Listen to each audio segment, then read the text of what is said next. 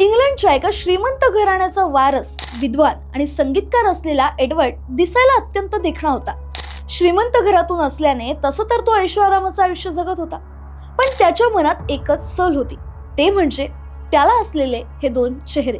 त्याचा एक चेहरा तर सामान्य माणसांसारखाच होता, पण एक चेहरा बरोबर त्याच्या मागच्या बाजूला होता आणि हा चेहरा रात्रीच्या वेळी त्याला शांत झोपूही द्यायचा नाही.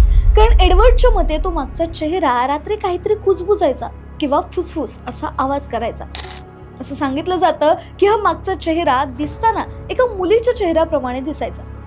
आता एडवर्डला दोन चेहरे, दोन नाक, चार डोळे आणि दोन तोंड होती, पण फक्त दोन कान होते.